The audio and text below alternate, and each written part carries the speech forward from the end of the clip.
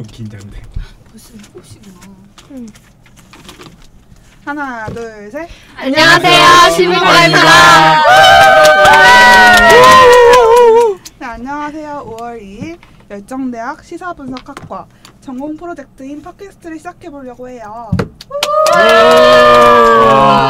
네, 시작하기에 앞서서 시분과 사람들 소개할게요. 네, 먼저. 네, 안녕하세요. 시분과의 조재형입니다. 와, 카와이요. 아, 귀엽다. 안녕하세요. 시사분석학과의 임지우입니다. 감사하다. 네, 안녕하세요. 배창규라고 합니다. 반갑습니다. 안녕하세요, 시분과의 윤주입니다. 네, 마지막으로 박선미입니다. 선미입니다. 마지막이라뇨. 언니는 과대는 빼버렸어. 시사분석학과 오슬기입니다. 저희는 오늘 3부로 나누어서 진행될 예정인데요. 각 주제에 맞게 각자 2명씩 맡아서 사회를 볼 예정이에요. 1부에서는 해외 직구, 2부에서는 송전탑, 3부에서는 연대라는 주제로 이야기를 나눠볼까 해요. 이제부터 저희가 이야기 나눌 거니까 좀 잘 들어주세요. 네. 그럼 먼저 1부 먼저 진행해볼게요. 주희씨, 선미씨. 안녕하세요, 1부를 진행하게 된 윤주희. 박선미입니다. 안녕하세요. 저희는 해외 직구에 대해서 우선 저희가 MC를 맡았는데요. 네. 요즘에 해외 직구 되게 열풍이잖아요. 네. 왜 해외 직구가 열풍인 것 같아요? 싸요. 아, 요즘에 그렇죠. 그거 막 나오잖아요. 네, 맞죠. 네. 천승희 코트는 해외 직구랑 다르게 역직구라고 해서 해외에 있는 소비자가 한국에 있는 상품을 구매하는 그런 것도 있어요. 여러분, 해외 직구 어떻게 생각하세요? 합리적인 소비자라면 해외 직구 하는 게 더 이득이 될 수 있을 거라고 생각해요. 더 싸니까요. 그래서 싸니까. 근데 그만큼 위험 부담도 있지 않나요? 어떤 부분에서요?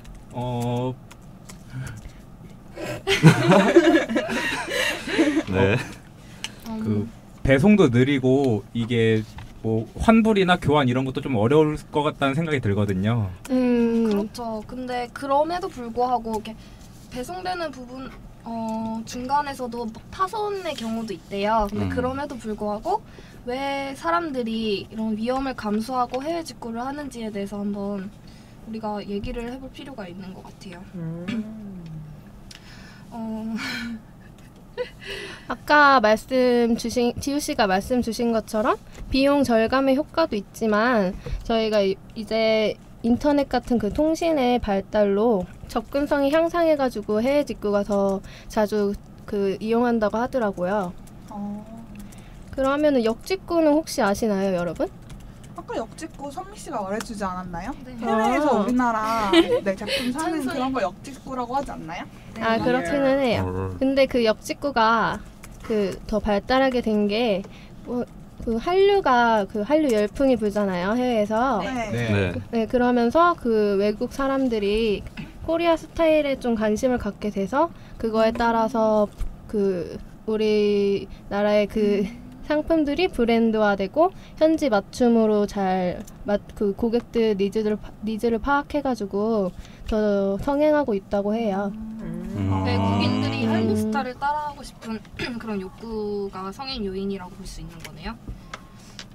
근데 이렇게 반면에 해외 직구의 성행 요인이 합리적인 가격이라 하는데 동일 상품인데 싼 가격으로 이렇게 산다는 게 성행 요인 1위였어요. 근데 그 동일 상품이 해외 상품일 경우도 있고 반대로 우리가 한국 소비자인데 국내 상품을 해외에서 사는 경우도 있거든요. 근데 이렇게 문제가 되는 이유는 유통 과정 때문이지 않을까요? 근데 우리나라 제품인데 왜 외국에서 더 싼 거예요? 방금 유통 과정이라고 했는데 네. 뭐 우리나라에서 유통 과정이 더 복잡한 거예요?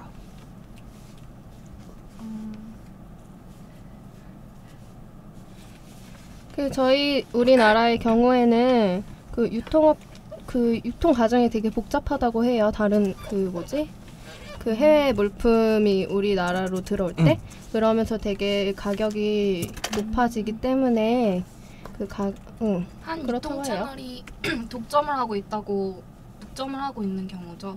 저도 예전에 본 것 같은 게 S전자의 TV가 우리나라에서 그러니까 우리나라랑 미국에서 같은 제품을 살 때 해외에서 구매를 하게 되면 아무래도 비용이 더 들 거라고 생각을 하잖아요. 같은 제품이면. 근데 그렇게 비행기를 통해서 물건이 오는데도 그러니까 배송비 이런 거 다 따져도 60만 원 정도 더 싸더라고요. 그러니까 유통비를 제외하면 100만 원 정도가 차이 나서 난 왜 그렇게 그런지 그랬는데 그랬군요.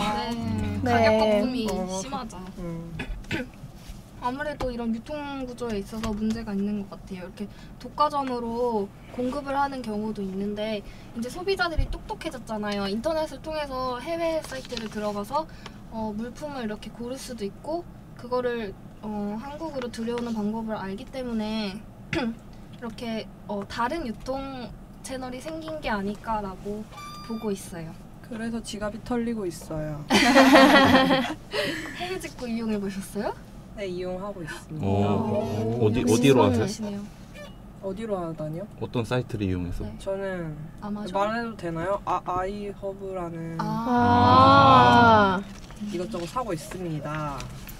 안 그래도 그 아이허브라는 사이트가 그 비타민 이런 거 파는 사이트 아니에요? 그 사이트가 정부에서 규제를 했다고 해요. 진짜요? 네. 안 돼요. 어떤 규제를 했나요? 유해하다고 해서 사이트를 아예 차단을 시켜버렸어요. 왜 유해해요? 어디가? 이게 식약처에서 내수 시장을 죽인다고 해가지고 그러니까 정부에서는 겉으로는 식약처에서 응. 겉으로는 식약처에서 검증이 안 된 제품이라고 얘기를 하고 있는데 들어가 보면은 내수 시장을 파괴시킨다고. 우리나라에서 안 사고 다른 나라에서 사니까? 네, 맞아요. 그런 게 있는 거. 이거에 대해서 어떻게 생각하세요, 여러분?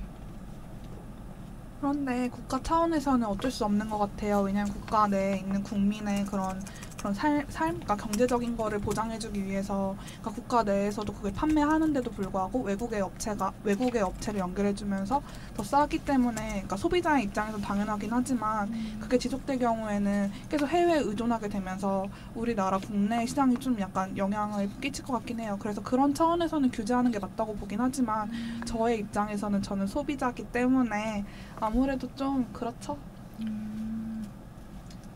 네. 국내에서 그렇게 직구하는 것처럼 가격을 낮출 수는 없나요? 그건 유통업자들끼리 아무래도 얘기를 잘 나눠야 될 거라고 생각을 해요.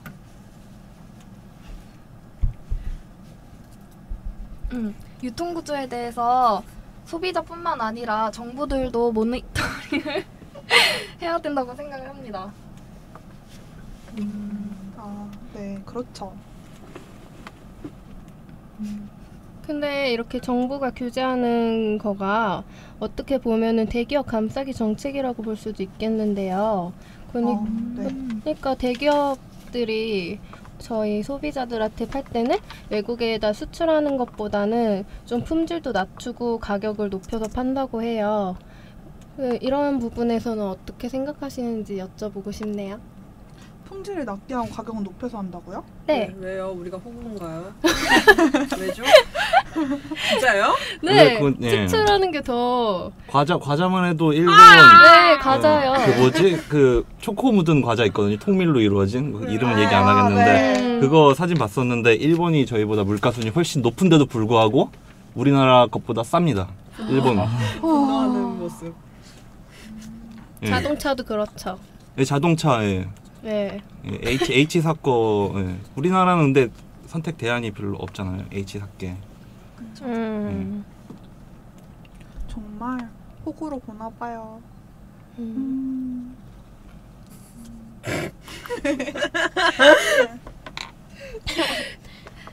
이거 말고도 지금 해외 직구에 대해서 문제점에 대해서 얘기를 해봤잖아요. 네. 네. 근데 이렇게 정부가 아까 식약처에서 인증되지 않은 상품이라고 안전성이 보장되지 않았다고 규제를 했는데 반대로 역직구를 활성화시키려고 하는 그런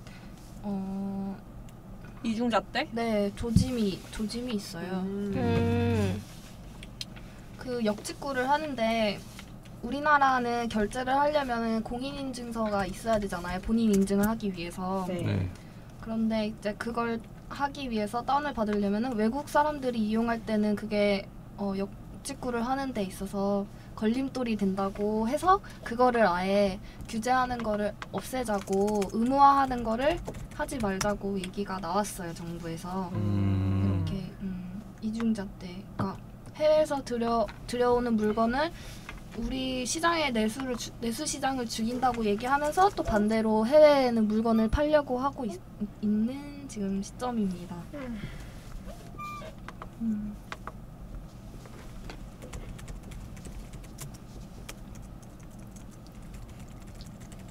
폐지.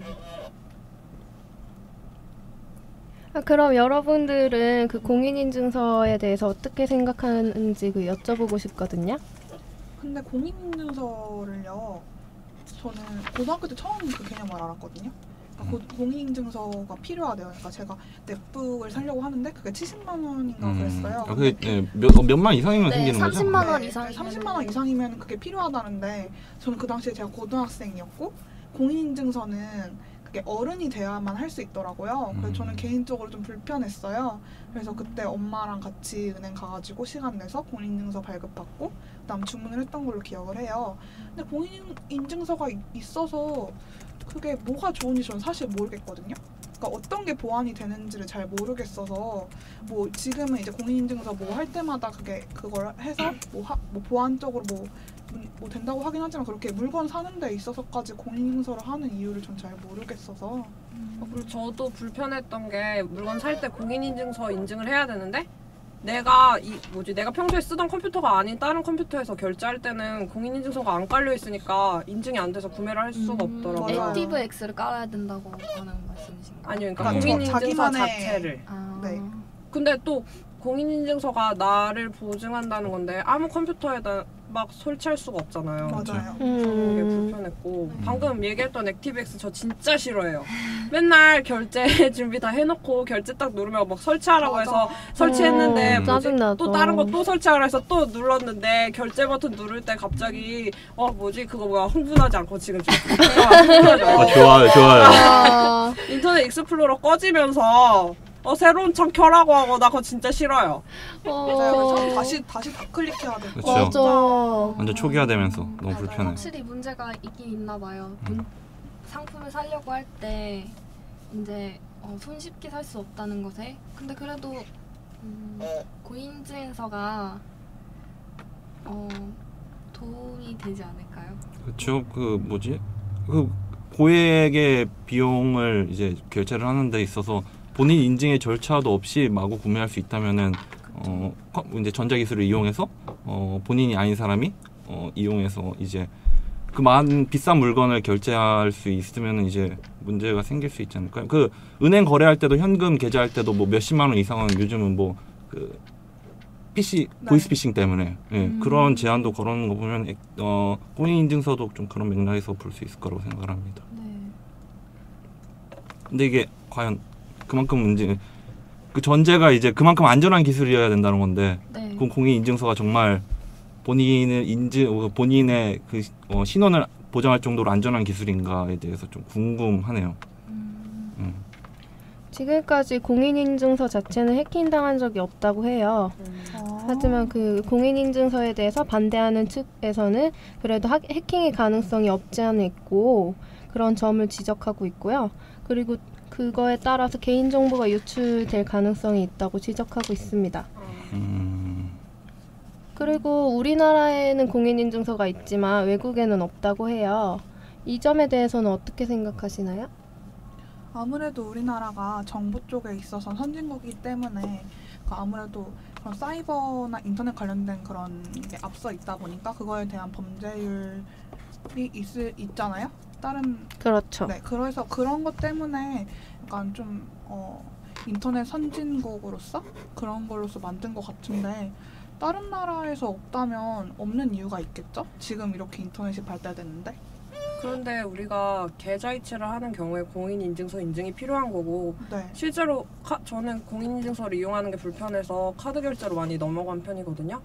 그래서 신용카드, 체크카드 결제를 할 때는 공인인증서 없이 핸드폰으로 인증을 하면 되더라고요. 그래서 이런 대안이 있는데 굳이 공인인증서 제도를 유지해야 하나 그 부분이 좀 궁금하네요. 저도 핸드폰 그거 되게 편리하다고 생각하는데 근데 그만큼 안전한 건가요? 그 부분은 아직까지 그렇게 크게 검증은 안 됐다고 들었거든요. 그 공인인증서를 대체할 마땅한 수단이 없다고 그런 말도 있더라고요. 근데 막상 폐지를 하면 그래서 막상 폐지를 하면은 소비자들이 불편할 수도 있다고 그런 말도 나오고 있습니다. 이유가 있으니까 있는 거겠죠. 그렇기는 하지만 어쨌든 불편한 거는 사실이죠. 그렇죠.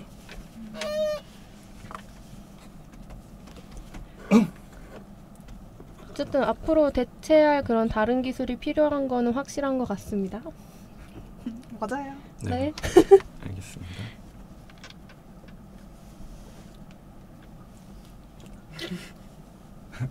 이거 편집해도 되니까 말해도 되죠? 근데 네. 공인인증서가 제 개인적인 생각으로는 좀 없어질 수가 없다고 보는 게 정말 많은 그런 기업들이 이 제휴적으로 얽혀 있대요. 그래서 그런 기업들이 다 직격탄을 맞으니까 없어져 버리면 그런 대기업들이 다 가만히 있지 않을 것이다라는 생각이 들거든요. 아마 정부에서 없앤다고 하더라도 기업들의 힘이 세니까. 기업들이 그거를 있어야 되는 이유가 자기들의 그 돈벌이 수단 아니겠습니까? 근데 저도 이게 어느 정도 공감을 하는 게 이제 역직구 문제가 된 게 그 규모가 얼마나 되는지 모르겠지만은 공인인증서를 통해 가지고 지금 기업들이 그거 전자거래를 다 하고 있다면은 그거 교체하는 비용도 다 생각을 해봐야 되거든요. 그러니까 역직구를 통해 가지고 늘은 이득보다는 이제 기업 간의 그 공인인증서를 대체했을 때 그 드는 비용들 그런 것들도 다 생각을 해봐야 되는데 좀 너무 이슈적인 거에만 뭐 천둥이 코트 그런 거에 매달려 가지고 좀 그런 거 생각 안 하고 너무 규제 철폐 그런 것만 얘기하는 것 같아서 좀 아쉬운 생각이 듭니다.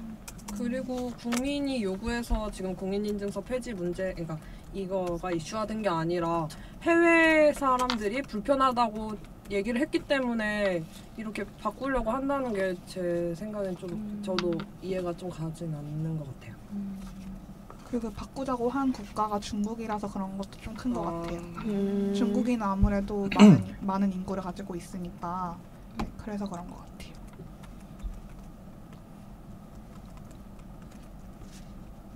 그럼 다들 해외 직구를 해볼 생각은 있으세요? 저는 한 번도 안 해봤거든요. 근데 저는 안 한 이유가 뭔가 그냥 해외 직구의 문제점이 아니라 괜히 그냥 사기당할까봐 해외 사이트. 네, 저는 개인적으로 인터넷 구매를 한다고 했을 때 옷이나 이런 거 절대 안 사고 그냥 되게 보장된 서점 있잖아요. 인터넷 서점 이런 데서 책을 사거나 뭐 그 정도거든요. 근데 제 친구 보면은 맨날 걔가 이용하는 커뮤니티가 있대요. 근데 그 커뮤니티에 들어가면 해외 직구 한다고 같이 사면 또 뭐 더 싸게 받고 그럴 수가 있대요. 왜냐면은 배송비 해외에서 날라오는 배송비를 같이 내니까. 그래서 뭐 같이 뭐 공동 구매를 해가지고 뭐 그거를 뭐 모집도 하더라고요. 해외 직구 하는 걸. 내 친구가 얼마 전에 필통을 샀는데 국내에서는 32,000원인가 그렇대요. 필통이요? 네, 필통이요. 그게 되게 그거를 꼭 사야 돼. 3만 원이 나는 거? 그게 되게 앞뒤로 뒤집을 수 있는 거고 되게 털이 복실복실해서 그래도 그렇지. 굉장히 귀여운 비행기 필통이었는데 근데 그게 해외 직구 그 네. 사이트를 통해서 샀는데 걔가 얼마에 샀는지 아세요? 얼마요? 10,000원이요. 대박. 진짜 오. 그러니까 하는 많이 거예요. 싸다, 진짜. 그래요. 그래서 그 친구 같은 경우에는 그걸 잘 이용해서 하는데 저같이 약간 좀 불신하는 사람은 좀 아직 이용하기엔 좀 그런 것 같아요. 네.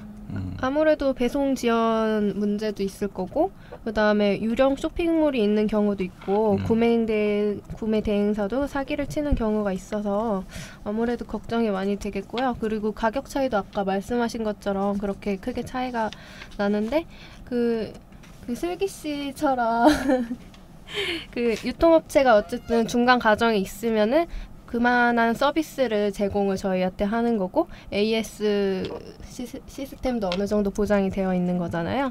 그래가지고 어쨌든 유통업체가 중간에 있는 것도 소비자들한테 꼭 나쁜 것만 아니라고 생각이 되네요. 네, 맞아요. 저 그게 아니고 또 기억나게 있는데 작년에 운동화를 샀어요. 근데 그게 그냥 우리나라 사이트였거든요. 근데 거기서 가로치고 해외 직구라고 돼 있는 거예요. 그러니까 그 사이트에서 해외 직구로 해서 저한테 파는 건데 그냥 원래 가격이랑 그렇게 많이 차이도 안 났어요. 근데 제가 신다가 한 달 만에 옆에가 터진 거예요. 그래서 짝퉁이 아니고 그래서 전화를 해봤어요 사이트에. 그래서 AS 해줄 수 있겠냐 이랬더니 거기서 뭐라고 했는 줄 알아요? 뭐라고요? 이건 해외 직구라서 AS가 되지 않습니다 이러는 거예요. 한 달 신었는데. 그래서 그 뒤로 더 해외 직구를 이용하지 않으려고 하는 것도 있는 것 같아요. 맞아요. 근데 해외 직구가 이용하기가 좀 쉽게 돼 있나요? 저는 이용해본 적은 없는데 왠지 생각 들기에 뭐 영어도 잘해야 될 것 같고 막 이런 생각들이 좀 맞아. 들어서 이용하기가 좀 쉬운지 그게 좀 알고 싶거든요. 어떤가요? 저는 번역기 돌리나요? 번역기를 돌리는 건 아니고, 그러니까 제가 그 막 먼저 그걸 시작하는 건 아니고, 그러니까 다른 사람들이 이용한 후기를 보면서 저는 하거든요. 그러니까 막 친절한 어떻게 해라 이렇게. 친절한 블로거는 그거를 화면을 다 캡처해가지고 그 막 뭐 어떤 버튼을 누르고 뭐. 그러니까 뭐 그런 그리고 산다는 거에 막 바이 이런 간단한 단어들 친절한 블로거들이 밑줄 긋고 한국어로 써주면 그거 따라서 선택하고 그러거든요. 그래서 이용할 수 있었지 만약에 저도 그런 블로거 같은 이렇게 정보를 제공해주는 사람이 없었다면은 두려움 때문에 하지는 못했을 것 같아요. 이런 블로그로 정보를 많이 알린다는 것 자체가 그만큼 해외 직구가 많다는 얘기겠죠.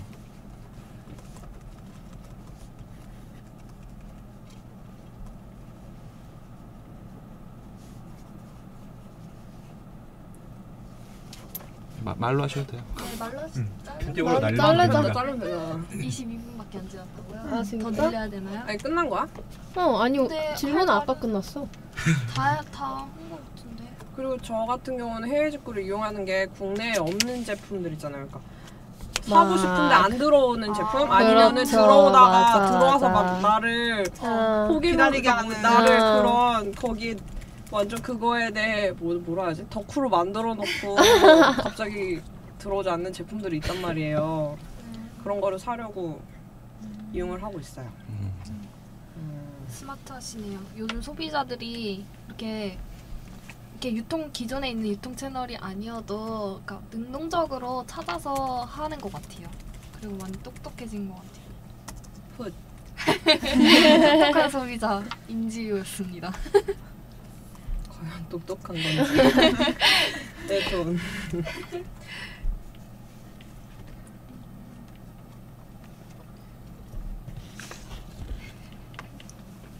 다 했어.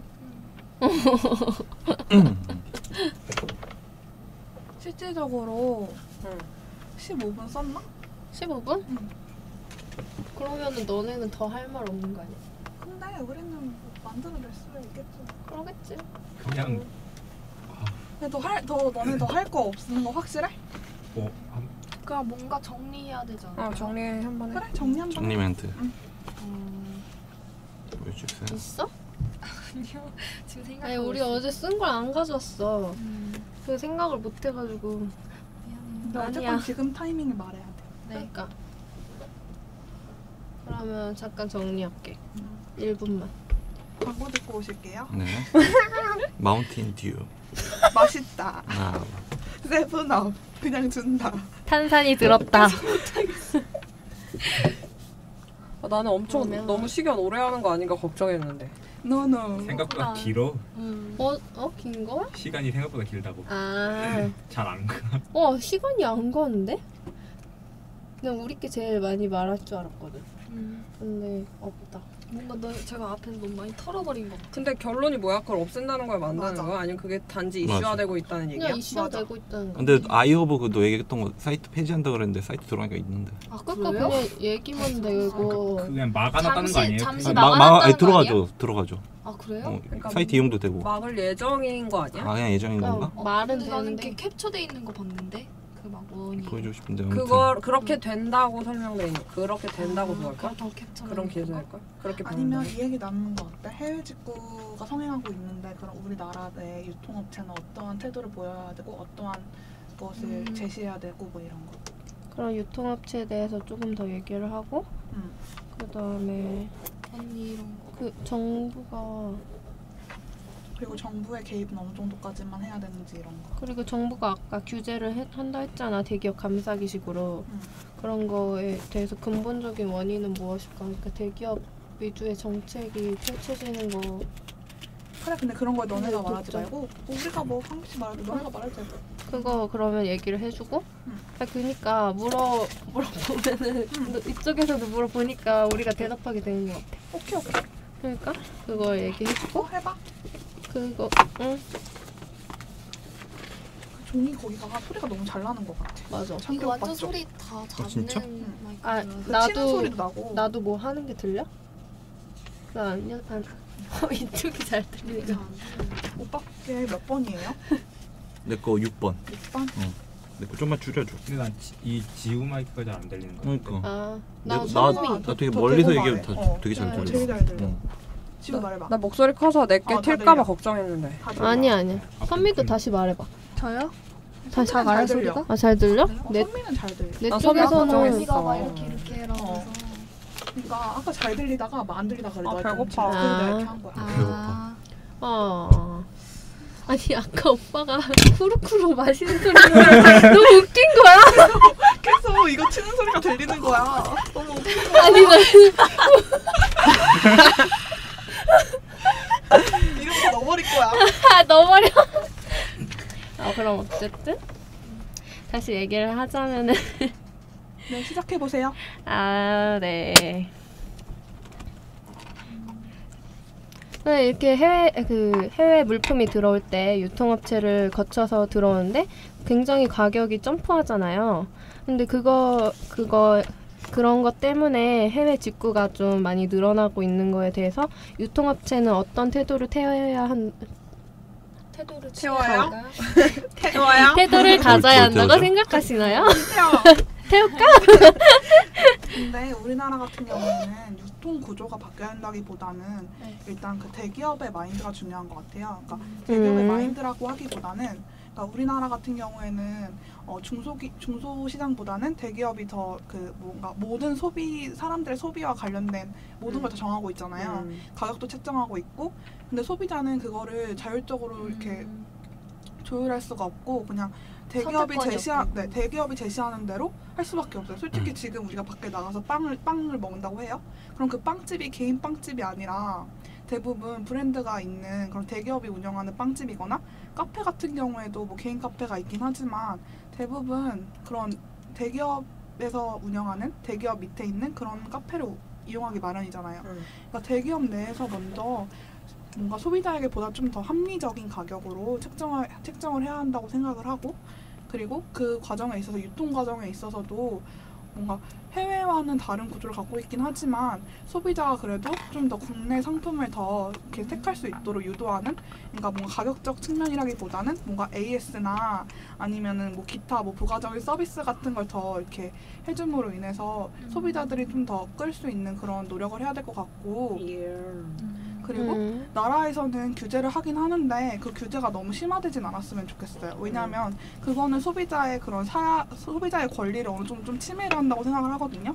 그래서 그런 적정선은 좀 유지한다면 해외 직구도 뭐 이렇게 유리하게 이용하는 사람도 있을 거고, 또 국내 시장에도 영향을 많이 끼치지 않은 선에서 잘 이렇게 이용이 될 거라고 생각이 들어요.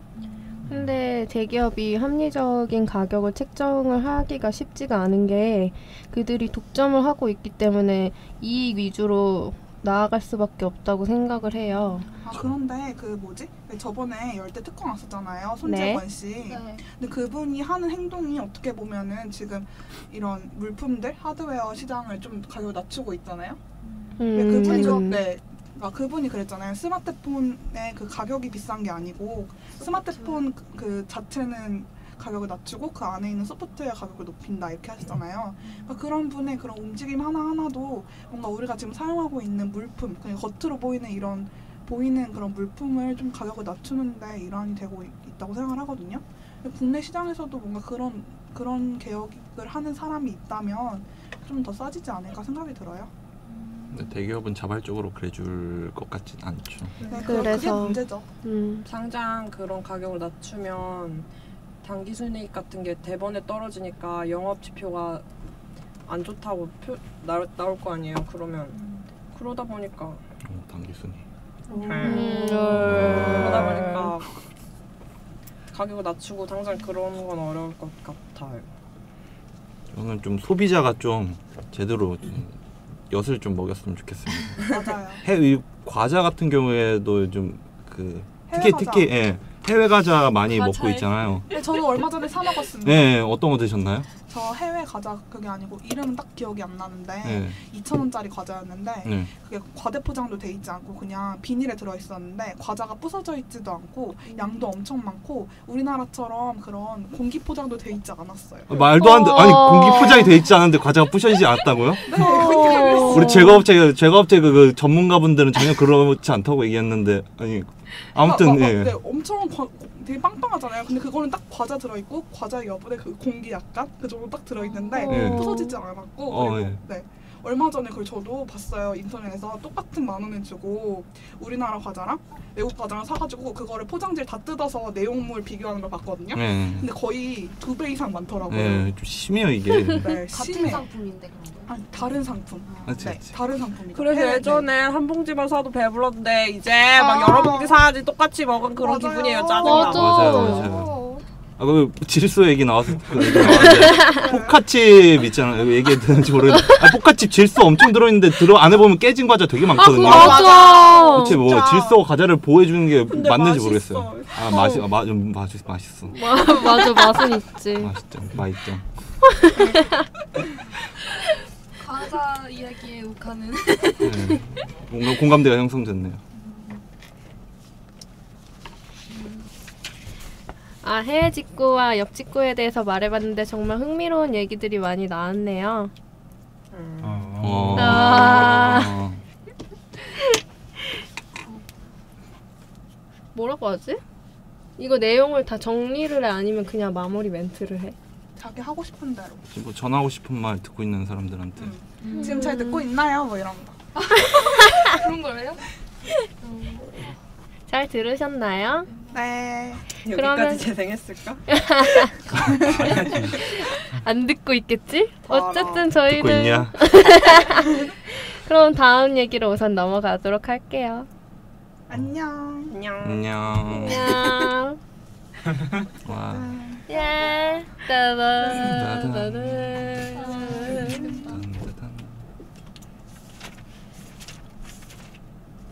이부 바로 넘어가도 되겠어? 그 뭐지? 진행 시작할 땐 누가 하고 마지막에 누가 할래? 제가 처음에 이부로 토스할게요. 멘트. 그러니까 지금 미랑 송전 딱 봉사 하고 있지 내가 어제. 응. 그 기사를 잃어버렸어. 봤어야 되는데. 아니야, 내가 말했어. 그냥 뭐 하고 있다고만 얘기하면 되니까. 이렇게 너무 자세하게 할 필요 없어. 정보가 있는데 처음에 그냥 좀 중구난방으로 간 것 같아서. 맞아요. 제가 막 그게 허스키했어 앞에서. 정리가 안 돼. 아니야. 정리 안 된 거 맞죠? 뭔가 찝찝해. 내 머릿속에 정리가 안 돼. 저도요. 아까 오빠 하는 거 부분. 그냥 전체적으로. 나도 약간 의식 말해. 야 이상한 거 둘이. 나 근데 계속 얘기하다 보니까 난 되는 것 같기도 해. 언니 정신 차려서 그래요 중간에. 티났어? 의식의 흐름으로 가지 않아 약간? 그냥 어차피 안 들어. 잡아놨는데. 그 핵심이 뭔지 모르겠어. 잡아놨었는데 막 엉망진창이 됐고 막 뒤집었어요. 아니야 안 돼. 잘했어. 엄청 떨릴 줄 알았는데 꼭 그렇진 않아. 그냥 우리 말하는 거 아까 엄청 떨렸는데 그래서 언니가 오빠한테 두고 보자. 그냥 우리 평소에 얘기하는 거 같아. 맞아. 평소에 그냥 얘기하는 맞아 평소 얘기하는 거야. 마이크만 붙었지. 귀요미 창규로 소개해줘. 우리 2부 시작할 귀요미 창규? 때. 나 뭐 하지? 응. 근데 나 물 좀 줘. 다 맛있어요? 귀요미 창규라고 해 알았지? 전 귀요미 창규라고 해. 알았지? 뿌잉뿌잉 너 뿌잉뿌잉. 치통 창규. 그건 안 보이니까. 보여드릴게요. 막 이러면. 그럼 소리로 해줘. 언니가 그때 사진을 띄우는데 여창기 오빠 치통하고 있는 거. 까만 화면에 갑자기. 시간 많지? 시작할 때 준비되면 말해. 지금 34분을 달리고 있어. 어떻게 얘기해? 얼마 안 됐네. 2시간 하는 어쨌건 거야? 개요대로야? 느낌대로 개요대로 그래. 느낌도 필대로. 이제 할 거야? 네, 그럼 이제 2부 시작할게요. 네, 2부에서는 처음 소개드렸던 대로 송전탑에 대해서 얘기를 나눠볼까 해요. 송전탑 요즘 많이 들어보셨죠? 네, 이 송전탑에 대해서 배창규 씨 그리고 임지우 씨가 사회를 맡아서 진행해 보도록 하겠습니다. 네, 안녕하세요. 안녕하세요. 예, 안녕하세요. 2부의 진행을 맡은 배창규. 임지우입니다. 와!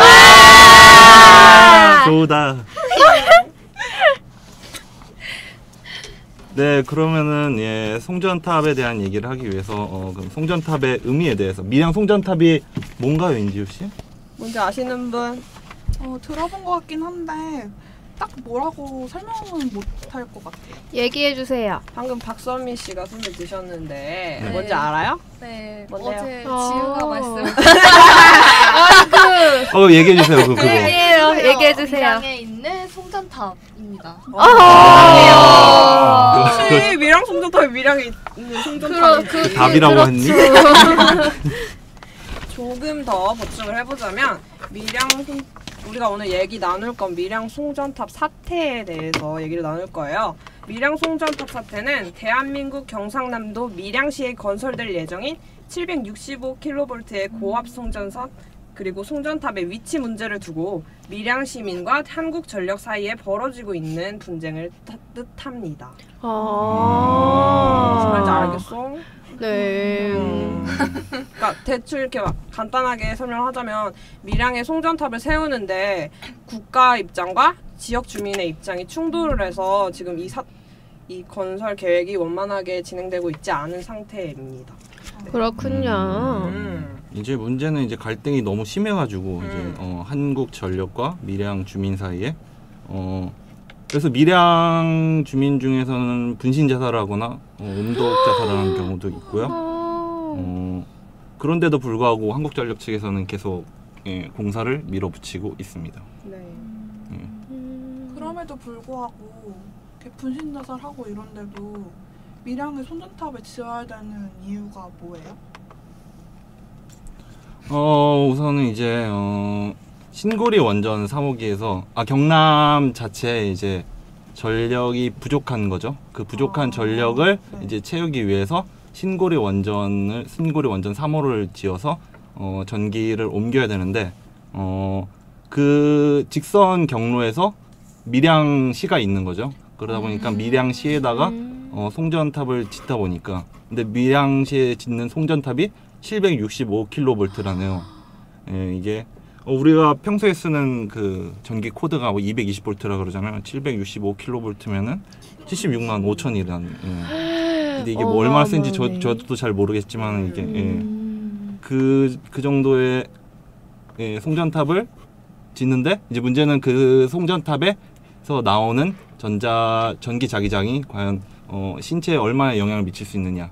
이제 그거에 대해서 한국전력 측에서 충분히 설명이 되지 않은 것 같아서 주민들에게 그 과정에서 이제 분쟁이 있는 거죠. 네, 그렇습니다. 읽지 말할까요?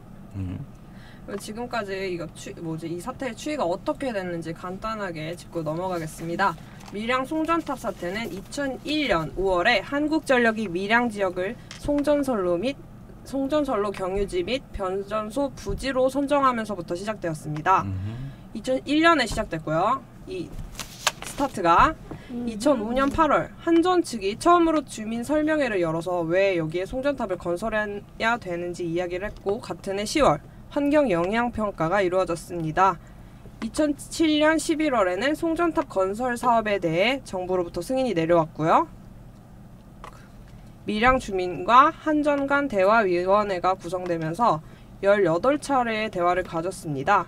대화는 많이 했네요. 네, 그렇지만 2012년 1월 밀양 주민 이치우 씨가 밀양 송전탑 건설에 대해 반대하면서 분신 자살을 한 것을 시작으로 논란이 가중되었습니다. 이후 주민 간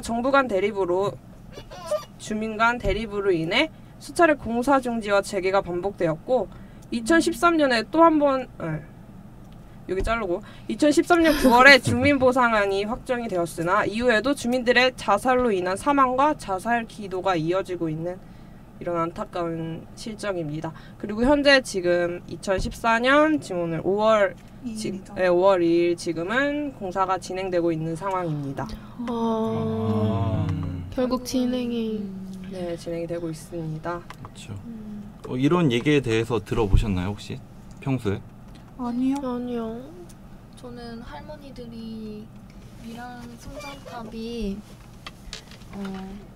지어지는 것을 반대를 하고 있다고를 잠깐 들었어요. 저는 근데 궁금한 게 있는데 네.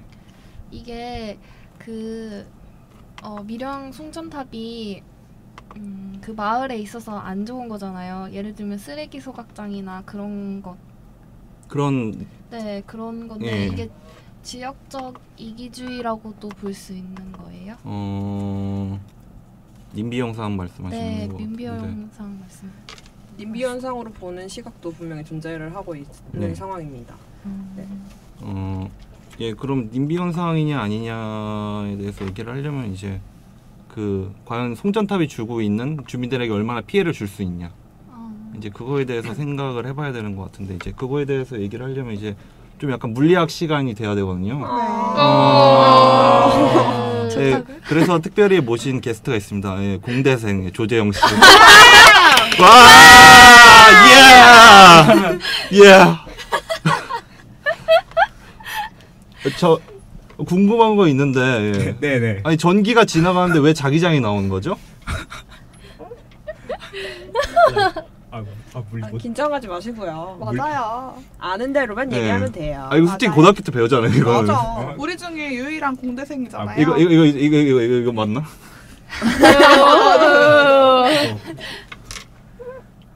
일단 듣고 자르세요. 네. 쓸데없는 얘기니까. 자르지 않을 거예요. 이때 모의고사 때 물리 4점 받고 나서 물리를 접었어요. 어이쿠. 교육에 대해서 이제 얘기를 하자면은 이제 이과생은 과학 탐구를 8종을 하는데 물론 투 과목은 2개밖에 지금은 그렇지 않아요. 근데 그 당시는 그랬죠. 지금도 그런가? 아무튼 했는데 이제 물리를 보지 않고도 대학에 갈 수 있습니다. 예. 그렇기 때문에 예. 뭐 국사를 보지 않고 우리도 대학에 갈 수 있듯이 이과생들도 화학, 생물, 지구과학, 뭐 지구과학 2 뭐 이런 식으로 해서 대학에 진학을 할 수 있었습니다. 예. 사담이었고요. 이제 예. 그 뭐 물리학 시간에 배우는데 아무튼 그 전기가 지나가면은 전기 그 지나가는 선을 주위로 자기장이 형성이 되거든요. 이제 전기 물론 송전탑 주위에도 어느 정도 전기가 흐르긴 하는데 이제 전기는 이렇게 인간의 몸을 통과해도 그렇게 유해함이 어느 정도 이상이 아니면은 그렇게 유해함이 없다고 하는데 자기장 같은 경우에는 이제 인체를 통과하면은 어느 정도 유해할 수 있다라는 이제 얘기가 밀양시와 그 관련 시민단체의 얘기입니다. 그거에 대해서 이제 의견이 되게 팽팽하게 대립하긴 하는데요.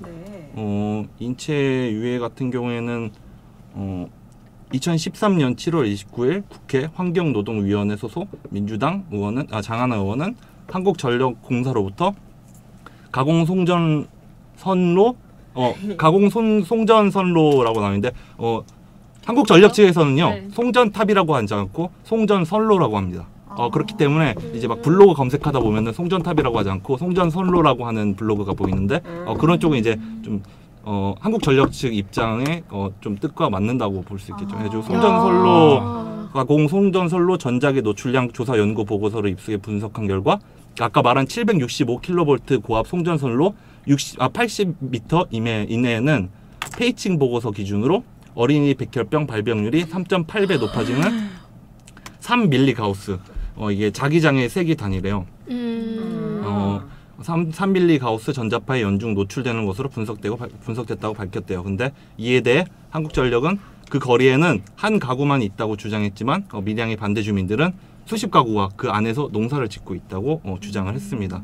그러니까 지금 말하는 수치들이 인간에게 매우 유해하다는 거죠? 유해하다는 이런 연구 결과도 있지만은 무해하다는 연구 결과도 되게 만만치 않게 있습니다. 그렇기 때문에 한국전력 측은 무해하다는 그런 입장에서 이 사업을 추진 중에 있는 거고요.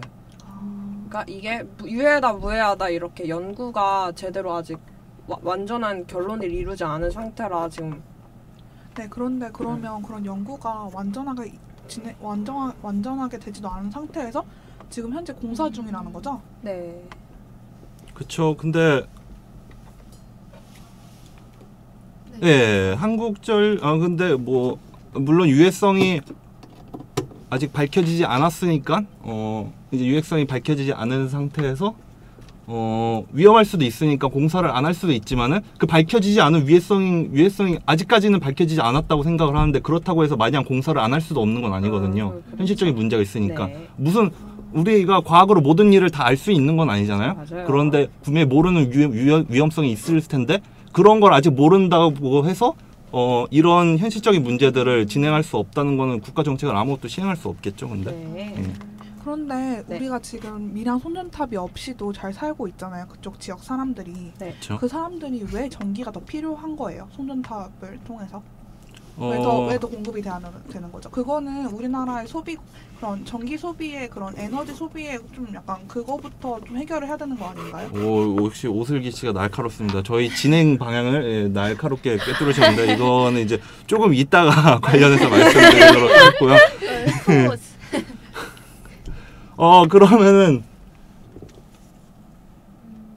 그러면은 이제 좀 다음 얘기로 넘어갈까요? 네.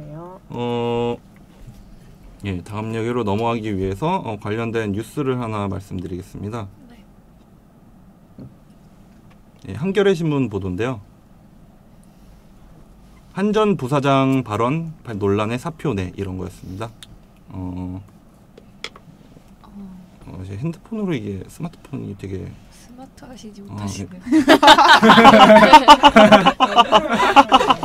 역시 선미다. 네, 디스. 날카롭네요. 일단은 얼굴로 돌직구를 날리는 선배. 선미의 매력이죠. 그렇죠. 예, 이제 왜 송전탑 이제 저희가 원전 문제로 넘어갈 건데 송전탑과 원전의 문제 왜 무슨 연관이 있을까에 대해서 이제 연결고리를 좀 말씀드리면은 아까 맨 처음에 설명드렸었는데 신고리 원전에 있는 그 발전된 전기를 밀양 송전탑을 통해서 전달한다고 말씀드렸는데 그거 외에도 이제 한전 부사장이 과거에 이제 이 사람은 잘리긴 했었어요. 예, 아무튼 이 사람 잘린 사람인데 이명박 대통령 때 아랍에미리트에 원전을 수주할 때 신고리 3호기가 참고 모델이 됐기 때문에 밀양 송전탑 문제는 꼭 해결되어야 한다.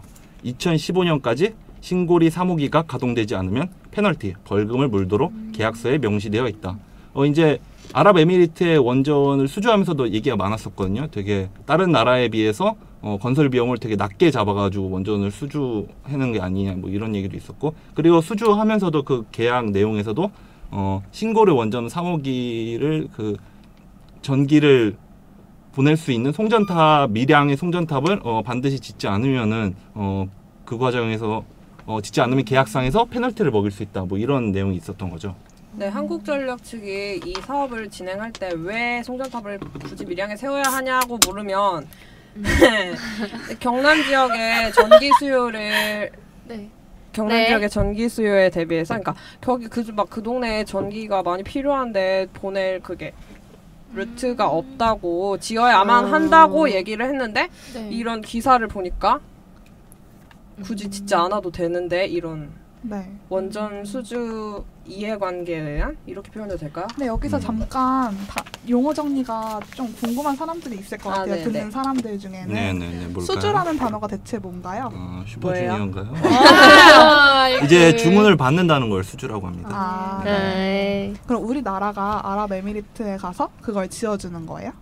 그렇죠. 이제 그런 거 관련해서 이제 우리나라에 있는 군대 일부도 파병한다 그래서 우리나라 군대가 그런 거 그러니까 군대는 나라를 지키기 위한 거고 하다못해서 세계 평화를 지키기 위해서 존재하는 건데 그런 계약 관계를 위해서 군대를 파병하는 게 맞냐 아니냐 뭐 이런 얘기도 있었지만 아무튼 결국에는 아랍에미리트를 떠났다고 합니다. 예. 뭐 물어봤었죠? 수주 단어요. 이제 해결된 것 같아요. 네. 다들 아시겠죠? 네. 저도 근데 오면서 궁금해서 찾아봤어요. 도대체 수주하는 도대체 수주가 뭘까? 네, 저도 듣는데 뭔지 감은 오는데 궁금했어요. 근데 어쨌든 아래야 밀양 송전탑을 세워야 되는 게 나아가서는 그 국익에는 도움이 되는 거네요. 국가적이 그 정도는 알아요. 그래서 우리나라의 외교적 위상을 위해서 어쩔 수는 없는 것 같다고는 생각은 들지만 그쪽 주민들한테 제대로 정보를 알려주지 않았다는 점에서는 알 권리 같은 거를 침해한 게 아닌가요? 그런 생각이 드네요. 보상은 제대로 이루어졌는지 그 점도 매우 의문스럽고. 이제 보상 같은 경우에는 그 마땅한 그 관련 법안이 없었는데 그래가지고 한국전력 측에서 제시해주는 한국전력 측에서 주민들에게 제시해주는 보상안을 이제 일방적으로 보상안을 제시해준 거죠, 한국전력 측에서. 근데 그거에 대해서 이제 주민들의 좀 마음에 들지 않는 부분이 있었던가 봐요. 그래서 근데 얼마 전에 이제 밀양 송전탑 지원법이 생겨가지고 만장일치로 처리를 했다네요. 해가지고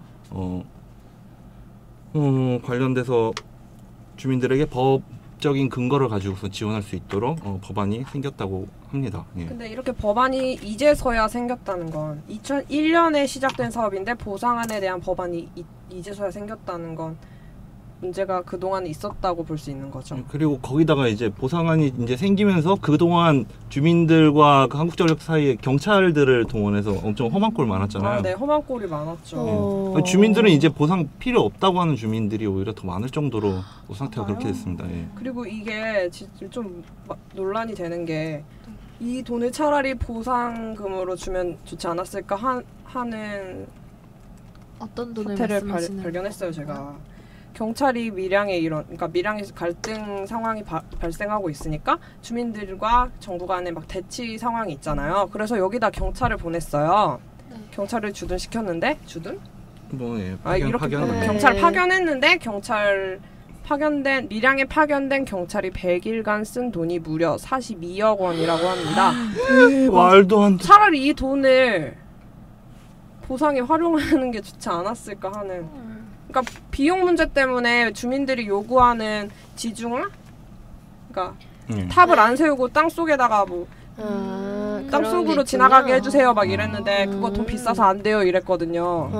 근데 돈도 돈이지만 원래 경찰의 의무가 국민들의 안보를 지키기 위해서 그런 건데 어떤 그 일부의 그런 국가적 이익 때문에 그렇게 그런 경찰에 동원됐다는 건 좀 문제가 있는 것 같아요. 돈도 돈이지만. 그렇죠. 뭐 그쪽 논리로 치면 뭐 공공의 이익을 위해서 그랬다고 볼 수 있겠지만은. 근데 공공이익이라는 건 국민의 합의가 이루어져야 되는데 그건 어디까지나 저희가 봤을 때는 국가의 이익을 위한 거기 때문에 네, 좀 잘못된 것 같아요. 근데 모든 일에 대해서 국민적 합의를 얻기는 힘든 일이니까. 그렇죠. 예, 사안마다 그러다 보니까 이제 그런 거를 이용해서 공권력을 이렇게 사용하고 있는데 예, 좀 생각해볼 문제가 많죠, 이건 진짜. 네. 너무 지나친 것 같네요. 지금 합의가 돼가지고 공사를 진행하고 있는 건가요? 아니요, 그건 아닙니다. 예. 아직도 지역 주민들은 반대하고 반대를 하고 시위하는 공간을 운영하고 있어요. 저는 지금 제일 걱정이 되는 건 지금 시위가 일어나고 있긴 하지만 그러니까 그게 공사가 완료되고 나서 그런 주민들의 그런 의견을 들어줄까라는 거예요. 그러니까 이미 지어졌는데 국가는 신경을 안 쓰지 않을까 이런 염려가 좀 돼요. 원래는 그게 지어지는 과정도 물론 문제가 되지만 국민들이 그쪽 지역의 사람들이 반대하는 이유는 그 지어지고 난 후에 그 사후에 대해서 걱정을 하는 거잖아요. 근데 과연 국가가 그 사후에 대해서 지금처럼 이렇게 관심을 가져줄지 지금처럼 이렇게 적극적인 대응이라고 해야 될까요? 적극적인 대화를 할지는 잘 모르겠어요. 근데 아까 말씀드렸다시피 그래도 지원법이 생겼기 때문에 그런 사후적인 문제는 이제 보상이 어느 정도 가능하려고 보는데 이제 문제는 보상을 해주느냐 안 해주느냐의 문제가 아니라 그 과정에 있었던 주민들을 제대로 설득하지 않으려고 했던 노력 그런 게 이제 문제가 되는 거죠. 예, 그러면 이제 원전 얘기를 하려고 하는데 계속 송전탑 얘기를 하고 있네요. 예. 저희 이번에 시사 분석학과 하면서 아주 수많은 책들을 읽었었는데 그 중에서 아주 인상 깊은 책이 있었죠. 뭐였죠? 한국탈해. 다 기억하네. 한국탈해. 이거 재밌었다고 이 책. 그렇죠. 예. 이걸 읽으면서 저는 진짜 우리가 지금까지 초중고를 다니면서 배웠던 그 에너지 소비 구조가 정말 다 사실이 아니었다는 거에 너무 충격받았어요. 맞아, 우리는 분명히 원자력이 가장 싸고 효율적인 에너지라고 들었는데 책을 읽고 나니까 그런 생각이 완전 뒤집히었을 거라고 생각해요. 네, 그러면서 맞아요. 제가 그동안 전기를 그런 예를 들어 열을 내는 거 있잖아요. 그러니까 전기장판이나 뭐 전기포트로 썼다는 거에 대해서 제가 너무 스스로 되게 그랬어요. 죄책감을 느꼈어요. 네, 왜냐면 그거 읽어보면 다들 아시잖아요. 네. 열로 전기를 만들고 다시 전기를 열로 보내는 게 되게 그렇죠. 비효율적이라는 거. 그렇죠. 뭐 이제 알면 이제 안 그러면 되는 거죠. 예.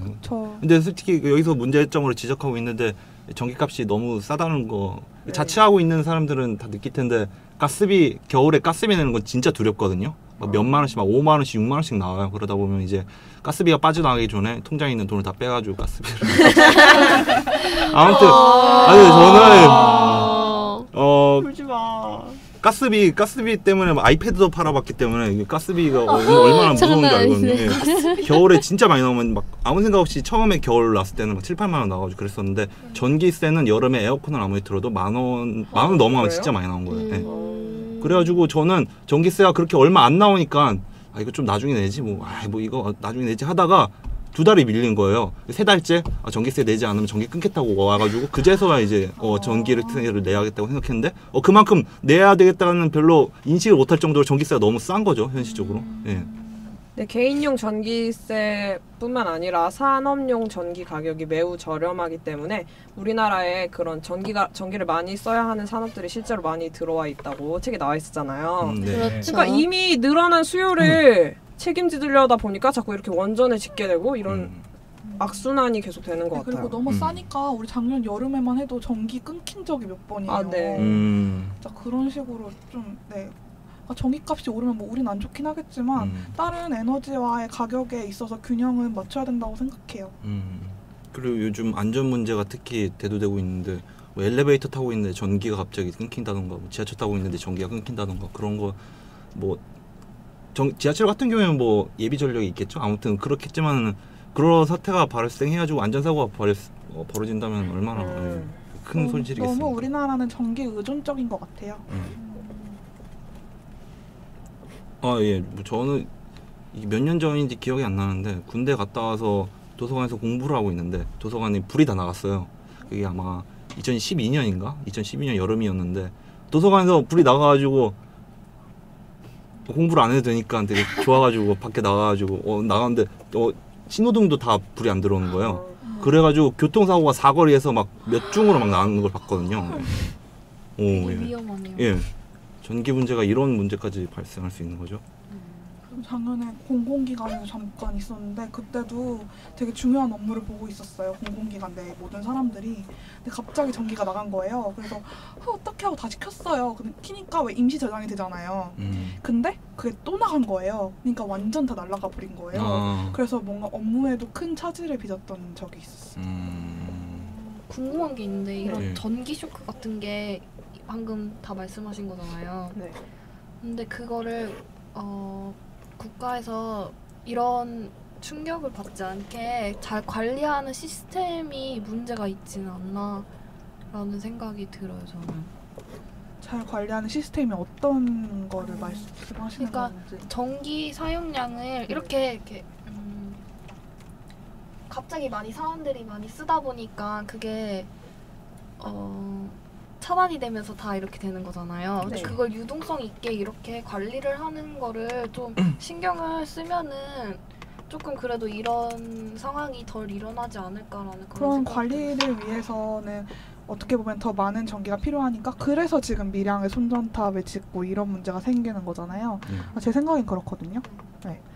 근데 말씀하세요. 예, 근데 완전 저는 어떻게 관리체가 이루어지는지 모르겠지만 이제 블랙아웃이라고 검색해보니까 나오네요. 대정전 사태 초비상. 예.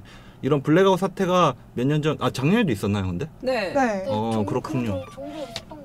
작년에도 한 2번인가를 전 기억하거든요. 여름 때. 예, 제가 아까 말씀드렸던 그 교통사고 있었던 해에 그 블랙아웃이 처음은 아니겠죠. 아무튼 크게 있었던 이유로 이제 관리 시스템이 뉴스에도 되게 많이 나왔었어요. 하다 보니까 공공기관 같은 경우에는 저희 아버지 공무원이신 이거 얘기하면 안 되는데.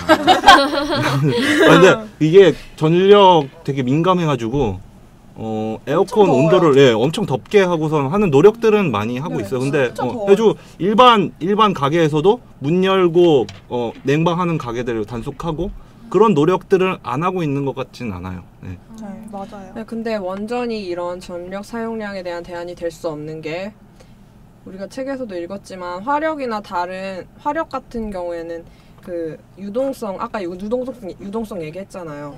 유동적으로 그 에너지량을 조절할 수 있대요. 만약에 전기가 많이 필요하면 더 많이 화력 발전을 하고 만약에 전기 사용량이 적으면 화력 발전을 조금 하는 식으로 전기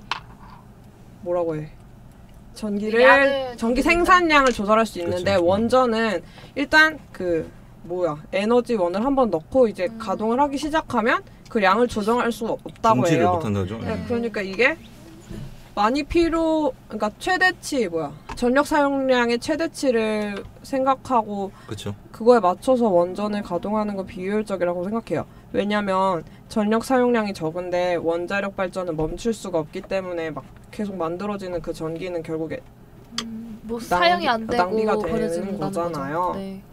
네, 그렇게 이제 최대 전력치를 맞추고 하다 보니까 밤에는 또 남아 도는 거예요. 밤에 남아 도니까 이제 밤에 전기 쓰면 또 싸게 이제 되잖아요. 심야 전기. 그러니까 심야 전기 쓰면은 심야 전기 되게 싸게 먹히니까 이제 밤에 전기를 막 쓰다 보니까 이제 그런 습관들이 또 낮에도 또 이어져서 이제 전기를 많이 쓰고 하는 이 악순환이 이어지는 거죠. 네, 그리고 근데 지금 약간 개인용 전기 사용량에 대해 논란에 대해 얘기를 하고 있는 것 같은데 제가 본 자료들은 개인용 전기 사용량이 우리나라 사람들이 되게 전기를 조금 사용한대요. 맞아요. 근데 약간 통계치를 조절해서 우리가 죄책감을 느끼게 한다는 그런 의견도 있었어요. 그러니까 다른 나라에 비하면 우리나라 사람들 되게 전기를 아끼는 편이래요. 그럼 이 많은 전기를 누가 사용하느냐? 제가 봤을 때는 산업에서 전기가 많이 사용되는 것 같거든요. 산업용 전기가 일반용 전기보다도 더 싸다고 알고 있는데요. 네, 그렇기 때문에 다른 나라에 있던 전기를 많이 사용하는 기업들도 우리나라로 들어오고 있다고 해요. 네, 중국에서 특히 그렇다고 하죠. 네, 이게 근데 반길 일이 아니죠. 예. 전혀요. 싼 전기 이용하겠다고 우리나라에 오면은 근데 우리나라 그러면 계속 원전 수요가 늘어난다는 건데 그럼 원전을 늘려야 된다는 논리로 이어지게 되죠. 네, 정말 책에서 말했던 대로 책 제목대로 탈핵이 필요한 때인 것 같아요. 그러니까 한꺼번에 다 원전을 없앨 수는 없지만은 이렇게 점진적으로 하나씩 끄면은 되지 않을까라는 생각이 들어요.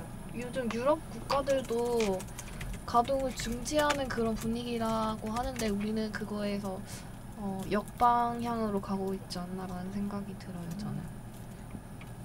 근데 그게 비효율적이고 안 좋다는 거를 알면서도 계속 원전을 지으려고 하는 그런 국가의 의도가 뭔가요? 이익관계? 아까 말한 그런 아랍에미레이트 수주하고 그런 것들. 그리고 아까 일부에서도 얘기했잖아요. 중국인들의 그런 요구에 의해서 공인인증서를 폐지한다? 그러니까 우리나라 국민들의 이익을 우선시하기보다는 따지면 지금 그러는 거 아니에요? 나 뭐라고 하는지 모르겠어 지금. 얘기 잘하고 있어요. 뭐라고 하는 거지 오빠? 그러니까 원전을 비효율적이고 이런 걸 아는데 왜 국가에서 계속 원전을 지으려고 하느냐.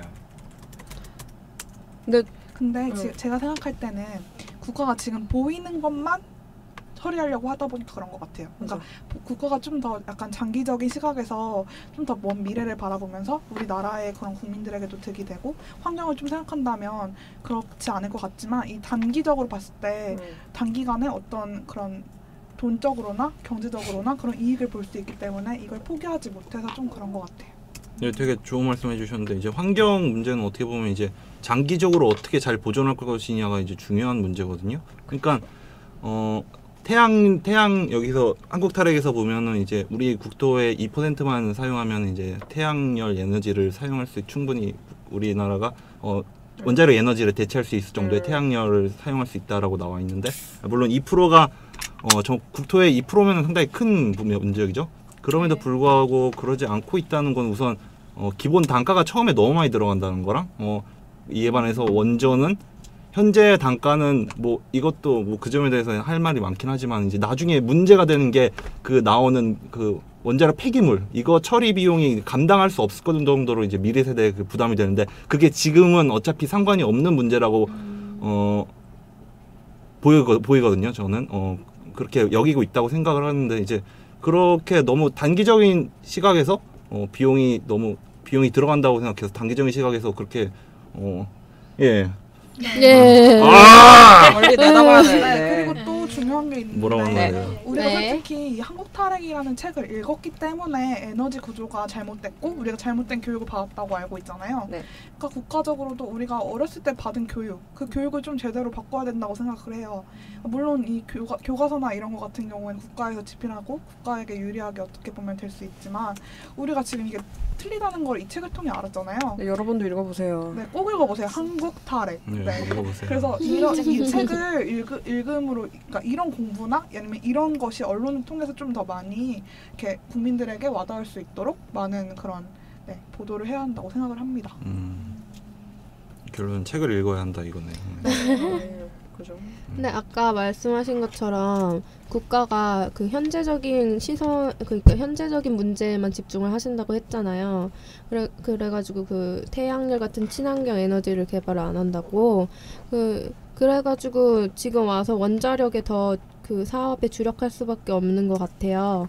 그래서 국가가 아무래도 그 초반에 친환경 에너지에 초기 비용이 많이 들더라도 예전부터 근데 그것도 개발을 해왔으면은 지금 와서는 좀 싼 가격으로 유통이 될 수 있었던 건데 그때도 당장의 문제만 그 해결에 급급해가지고 지금 같은 결과를 낳은 거잖아요. 그렇죠. 그래서 앞으로는 좀 국가가 미래를 내다보고 좀 그런 대안을 세웠으면 하는 바람이고 지금이라도 친환경 에너지 개발을 시작했으면 좋겠네요. 네, 맞아요. 정말 그러길 바래요.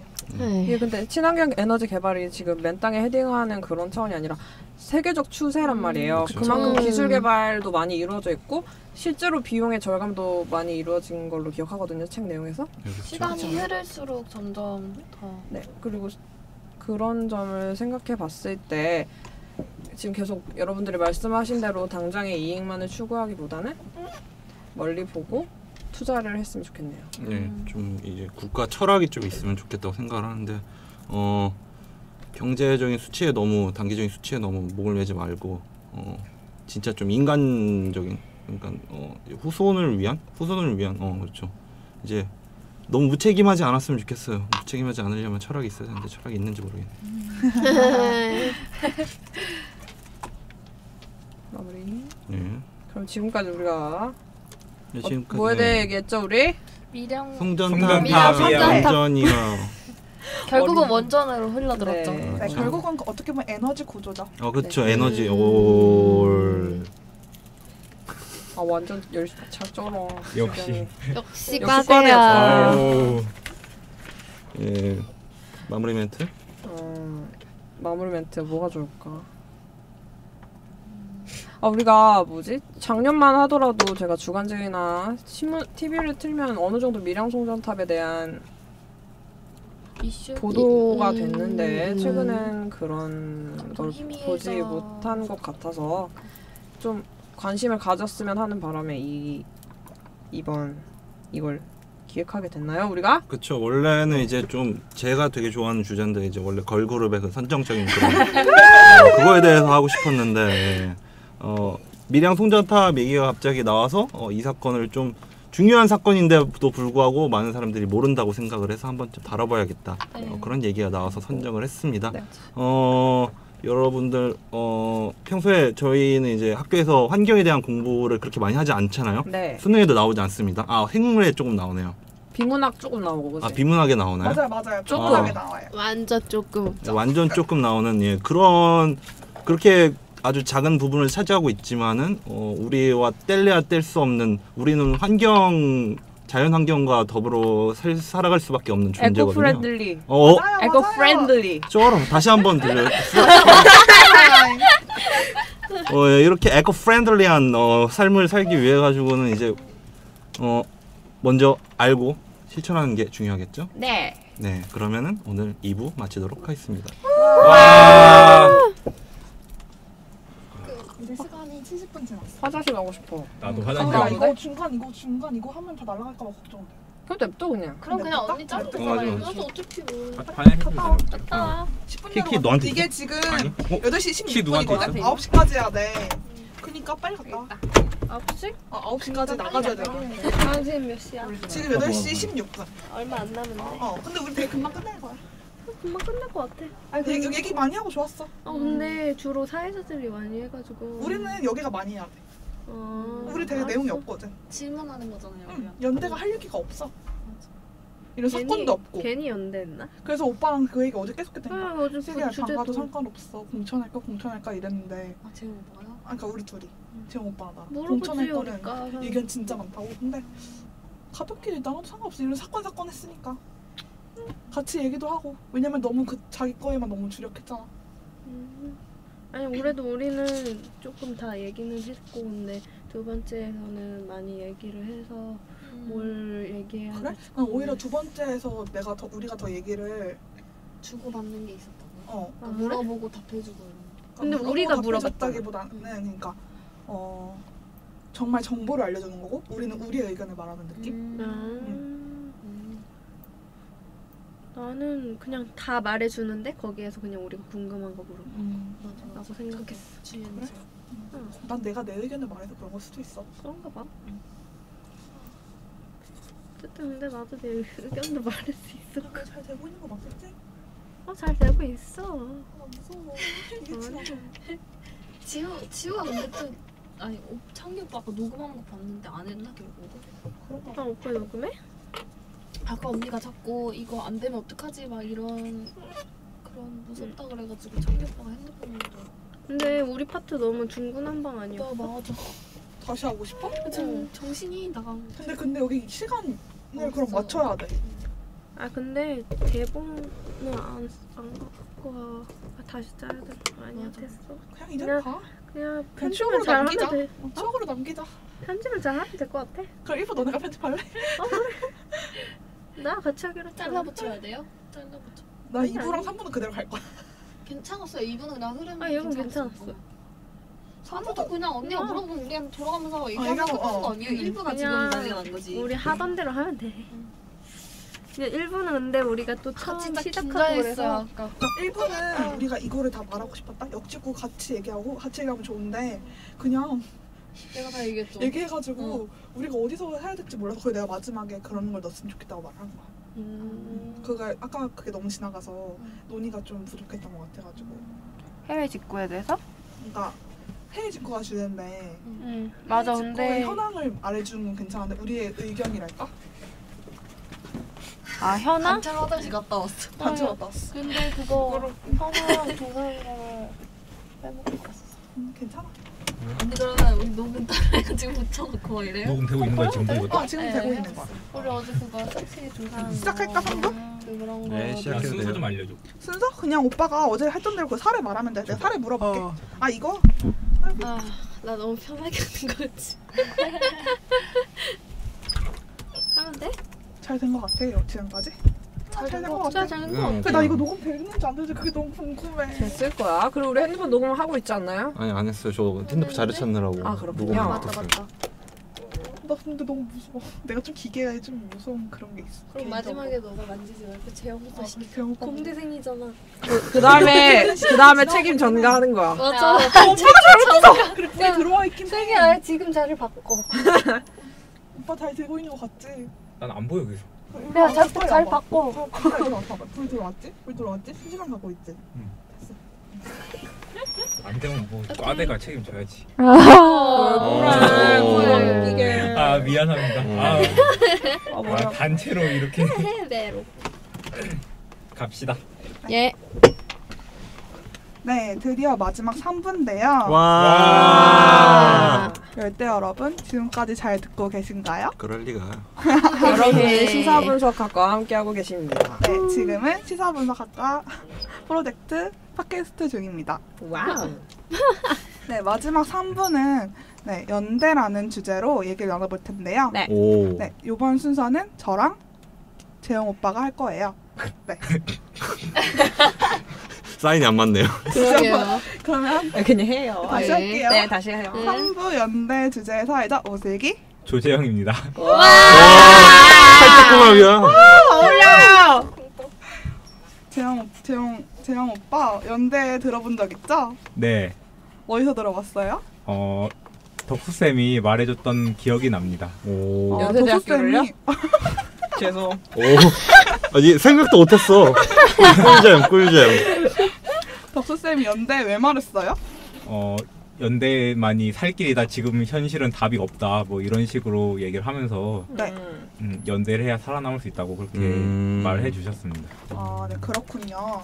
그렇다면 여러분 연대에 대해서 정확한 정의를 알고 계신가요? 연대 저 알고 있습니다. 뭔가요? 군대 편성의 하나로 대대 상위 편제이고 사직동 여단 하위 편제이다. 이렇게 나오는데요? 연대는 담뱃대를 가르친다.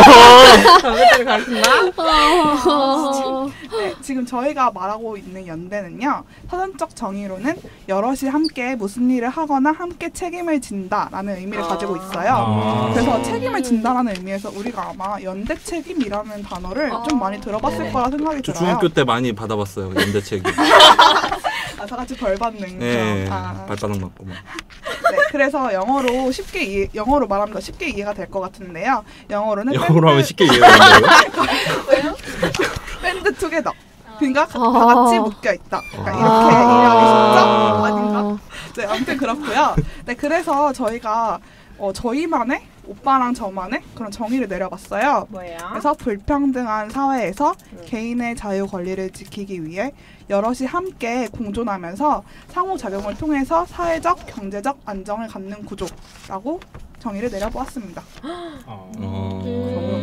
네, 그럼 연대가 어떤 건지 그 사례를 들어서 한번 설명해 주시겠어요? 네, 이탈리아의 볼로냐라는 그 잘 못 사는 지역이 있었는데요. 네. 가장 못 사는 도시였던 그 볼로냐라는 지역이 지금은 유럽에서 가장 손꼽히는 부자 동네로 유명해졌는데 네. 이렇게 된 데는 뭐 대기업의 힘이 있었던 것도 아니고 협동조합이나 그리고 이런 중소기업들의 힘이 있었어요. 그냥 중소기업 개개인의 힘이 아니라 이런 협동조합들이 다시 연대를 하고 협력을 하면서 서로 상생할 수 있는 그런 방안들을 찾아 나갔기 때문인데요. 이게 서로 뭐 버리는 게 아니라 힘들면은 다른 그 기업들이 도와주고 이러면서 경쟁이 아닌 협력과 상생의 길을 택해서 이런 협동조합의 버팀목이 되다 보니까 이렇게 크게 성장을 할 수가 있었습니다. 네, 그러면 근데 여기서 말했듯이 연대라는 거를 그러니까 우리나라에 지금 나와 있는 형태로는 협동조합을 볼 수 있어요. 경제적으로. 네. 그러니까 협동조합이라는 게 같이 함께 하면서 이제 그런 경제적 이익을 이끌어 나가는 건데, 그러니까 연대라는 게 협동조합의 형태로 많이 드러난다는 거를 여러분이 숙지해 주셨으면 좋겠습니다. 여러분 메시 아시나요? 메시. 네? 메시요? 메시 리오넬 축구 선수 메시. 메시. 네. 네. 네, 그 메시. 소속돼 있는 FC 바르셀로나도 협동조합입니다. 이런 식으로 하니까 연대가 뭔지 조금 감이 잡히는 것 같아요. 썬키스트도 아마 AP 통신은 확실히 오렌지, 협동조합이고요. 오렌지. 네, 썬키스트도 아마 협동조합인 걸로 알고 있는데. 요새 오렌지 맞네요. 싸요. 아. 그것 때문인가? 오, 그럴지도. 10개에 3,000원이던데. 사 먹어야겠다. 네, 그래서 덕수쌤 같은 경우에는 풀무 마을을 예로 들어주셨는데요. 그게 뭔가요? 그러니까 풀무 마을이 덕수쌤은 그냥 풀무 마을 같이 그런 마을을 뭐 열대에도 그런 마을이 생겼으면 좋겠다라고 말을 하셔서 네. 그래서 풀무 마을에 대해서 한번 찾아봤어요. 네. 봤더니 1997년도부터 시작해가지고 이 마을에서 뭐 수익식품과 가짜식품 그리고 화학 첨가물로 뒤범벅된 그런 위험한 가공식품에 오염된 현대인들에게 주목받고 있는 웰빙, 유기농, 채식, 건강한 먹거리를 이렇게 제공한다는 그런 취지에서 풀무생협이라고 이제 하나의 협동조합을 만들어서 그런 먹거리를 제공하고 있어요. 그리고 이 마을 내에는 풀무학교라고 고등학교, 우리가 지금 말하는 고등학교가 있는데 네. 그러니까 농업에 중시하는 그런 학교예요. 근데 그 학교에 다니는 학생들이 예를 들어서 그런 필기구라던가 이런 문방구에서 사야 되는 그런 것들을 사기 위해서 시외까지 굳이 나가야 된다고 해요. 그래서 그런 불편함을 줄이기 위해서 마을 내에서 뭐 문방구도 만들어져 있고, 그리고 마을 내에서 운영하는 빵집도 있고, 그다음 발막 그 도서관이라고 해가지고 도서관도 있고 책방도 있고, 네, 그렇다고 해요. 그래서 이 마을 내에서 자체적으로 그런 모든 생활에 필요한 것들을 해결하는 그런 모습을 보이고 있어요. 저거 네 글자로 알아요. 뭔데요? 자급자족. 네. 대박. 소름. 나 이거 자급자족 쓰고 있었는데. 오. 네, 그래서 네, 지금까지 연대가 뭐고 연대 사례가 뭔지를 말을 해봤는데요. 네. 그렇다면 연대를 왜 해야 할까요? 어떻게 생각하세요? 연대를 왜 해야 한다고 생각해요? 왜 해야 할까요? 네. 저는 네. 자본주의 시대에서 살다가 보면은 자본주의. 나왔어. 네 소외를 받는 사람들도 있을 거라고 생각을 해요. 어떤 식의 소외를 말하죠? 만약에 아까 빵집 얘기하셨잖아요. 네. 만약에 지금 대기업들이 많이 시장을 거의 점유하고 있는데 네. 그런 개인 빵집이라던가 그런 소상공인들은 점점 더 자리를 잃어가고 그런 식으로 그냥 자본이 많은 사람들이 계속해서 돈을 많이 벌어가고 가난해진 사람은 가난해져 가는데 이런 사태를 그러니까 다 사람들끼리 같이 힘을 모아서 연대를 하는 게 아닐까라는 생각이 들어요, 저는. 네. 또 다른 분의 의견은? 그러니까 지금 얘기를 하고 싶은 부분은 연대가 왜 필요한지에 대해서, 그러니까 연대를 왜 해야 하나에 대해서 얘기를 나누고 있습니다. 네, 의견을 나누고 있네요. 그러니까 선미 씨가 말한 의견을 좀 덧붙여 보자면 네. 이런 선미 씨. 네. 대기업들이 막 독점을 하고 있는 상황에서 힘없는 약자들의 그 개개인의 말은 위에서 들어주지 않거든요. 아무리 목소리를 내봤자. 그렇기 때문에 그런 사람들이 힘을 모아서 얘기를 하면은 그게 또 영향력이 커지고 이러다 보니까 이런 식의 연대가 좀 또 필요하다고 봅니다. 지금까지 얘기해 주신 걸 통해서 생각해 보니까 연대를 하게 되면 다양성이 보장될 것 같아요. 지금 우리는 대기업, 그러니까 자본 위주의 자본을 많이 가진 사람들에 의해 네. 그런 귀속되는? 귀속되는, 그러니까 획일화되는 모습을 보이고 있잖아요. 막 빵집도 예전에 종류 많았는데 막 맛있긴 한데 막 맞아, 우리 맞아. 그 있잖아요. 막 다 똑같은 거. 다 그쵸. 선택권이 없어지는 거. 떡볶이도 막 동네 떡볶이 맛있는 거 많았는데 맞아, 막 맞아. 아니 지금 대기업 떡볶이 맛있긴 한데 다 똑같은 브랜드만 있어요. 맞아. 막 그런 것처럼 약간 획일화된 경향을 보이고 있는데, 이렇게 연대를 하게 되면 협동조합 같은 개념이 생기게 되고 다양성이 조금 더 늘어나는, 존중받는 사회가 되지 않을까 싶네요. 다른 분들 더 의견 있으신가요? 그리고 네. 그 자본주의 사회에서는 경쟁이 당연시되고 항상 최고만이 대접을 받는 그런 분위기잖아요. 네. 그러다 보니까 그런 사회에서 살다 보니까 우리는 지금 지쳐가고 무기력해지고 그러다 보니까 좀 인간성도 조금 잃어가고 있지 않나 그런 생각도 들어요. 그래서 어떻게 보면은 연대도 인간성을 회복하는 그런 더 인간답게 살 수 있는 그런 그런 삶을 회복할 수 있는 인간함이 뭔가요? 그러니까 좀 함께 인간 자체가 인간의 기본적인 그 성질 자체가 그 사회적 동물? 사회적 동물이잖아요. 이타적인지는 모르겠어요. 어쨌든 그런 것 때문에 그 연대가 하나의 방안이 될 수 있지 않을까 생각합니다. 네. 네, 근데 지금 우리 사회에서는 연대가 잘 이루어지지 않고 있는데 왜 연대가 잘 이루어지지 않는지 네, 않는지에 대해서 네. 네. 그러니까 우리가 지금까지 얘기해본 거 보면은 연대가 좀 좋은 느낌이잖아요. 네. 그런데 왜 이걸 우리가 그래도 연대란 단어를 알고 있고, 근데 이게 왜 사회에서는 잘 이루어지지 않고 있는지에 대해서 한번 얘기를 해보면 좋을 것 같아요. 저는 제가 생각했을 때 연대를 하려면은 서로 공감을 해야 된다고 생각해요. 그러니까 이렇게 소외되는 사람이 있고 그러니까 우리가 힘이 되어주자라는 생각을 하는데 지금 제 생각에는요, 그냥 20대들이 지금 취업도 해야 되고 그런 여러 처해진 환경들이 굉장히 앞을 보고 달려가야 되기 때문에 공감하는 게 좀 힘들어서 그렇지 않을까라는 생각을 했어요. 네. 또 예, 뭐 질문이 뭐였죠?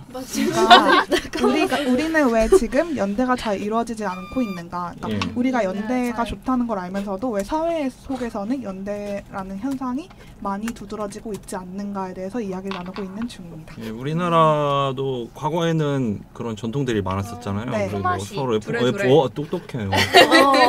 그런 거 어떻게 그런 것도 어떻게 보면 연대라고 볼 수 있는데. 네.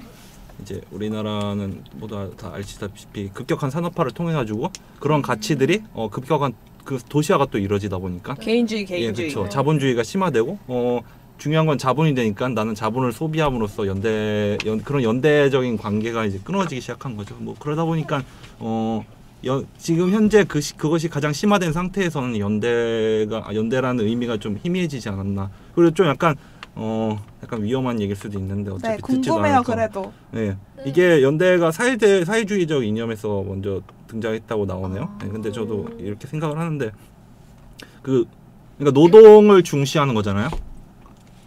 자본이 중시되는 게 아니라 노동이 중시되는 건데 이거는 아무래도 사회주의적인 이념에서 나온 건데 우리나라는 그런 거에 굉장한 컴플렉스가 있거든요. 노동을 얘기하면 안 되고 얼마 전에 뉴스에서도 봤었는데 얼마 노동절이었잖아요. 5월 1일. 예. 근데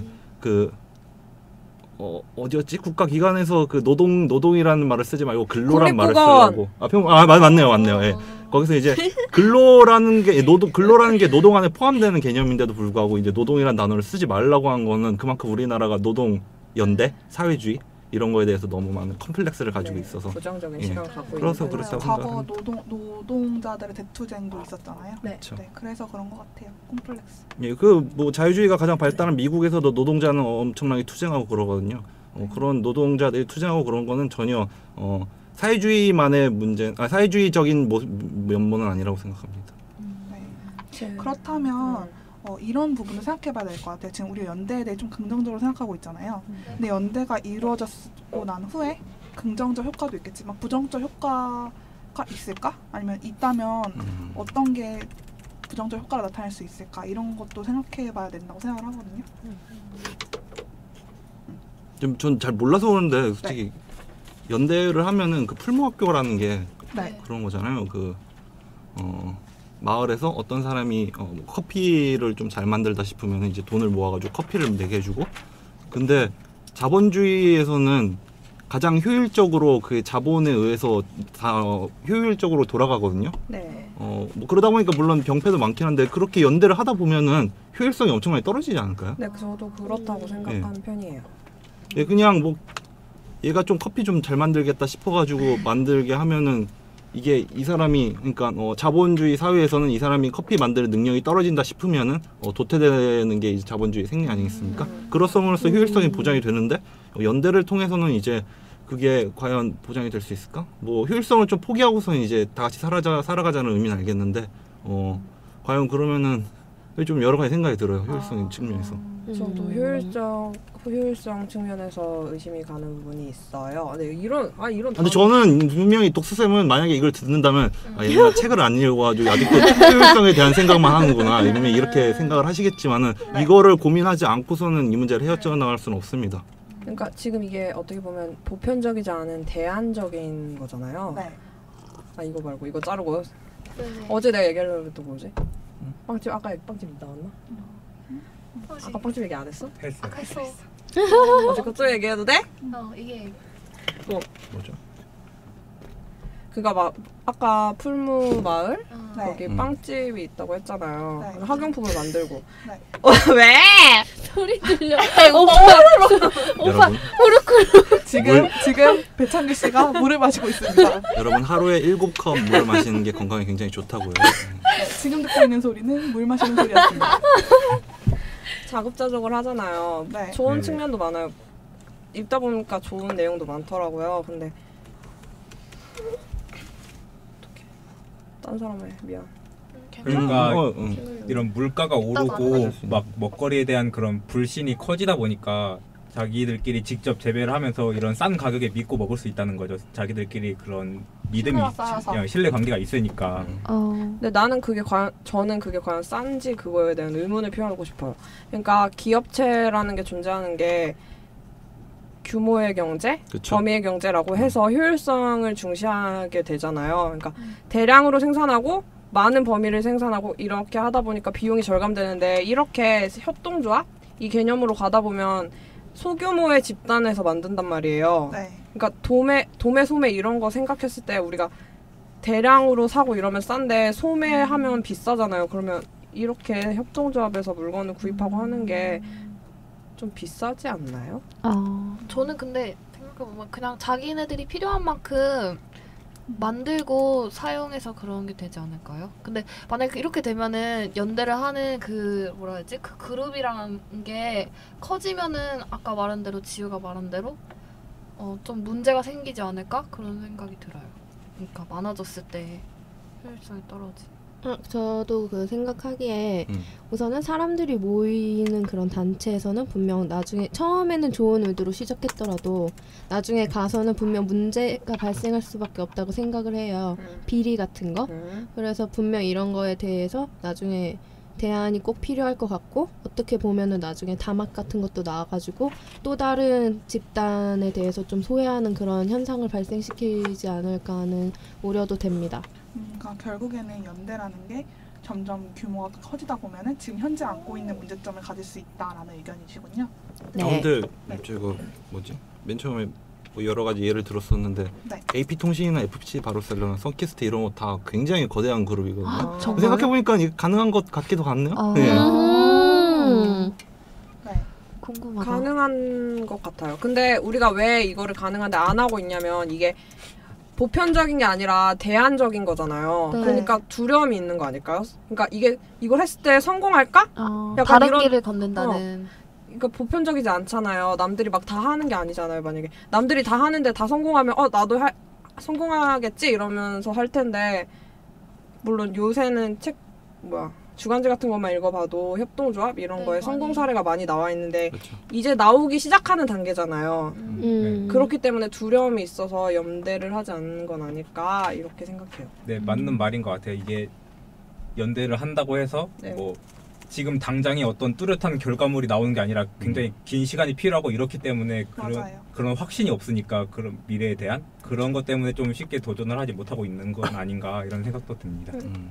지금의 추세처럼 이런 성공 사례가 계속 차곡차곡 쌓이다 보면 사람들이 연대에 대해 더 신뢰를 갖게 되고 연대하려 하지 않을까 생각하게 되네요. 지금까지 말한 거랑 이게 일맥상통할 수 있겠지만 그래도 저희가 준비한 질문이니까 재영 씨 질문해 주시죠. 네, 그렇다면 우리는 예, 연대가 과연 가능할까요? 현실적으로 이것에 대해 좀 얘기를 나눠보도록 하겠습니다. 지금 얘기한 맥락에서 이렇게 이어서 말하면 될 것 같은데 지금 열대 내에서도 연대를 꿈꾸고 있잖아요. 그러니까 이 연대가 과연 가능할까라는 거죠. 그러니까 연대를 하려면 제 생각엔 그래요. 다양한 아까 다양성을 말하셨듯이 전부 다 다양하게 생각을 해야 될 것 같아요. 하지만 지금 우리가 지금까지 이렇게 잘하는 그런 교육을 통해서는 보다 좀 약간 획일적인 그런 직업들 그리고 사람들이 다 선호하는 게 비슷하고 좀 그렇잖아요.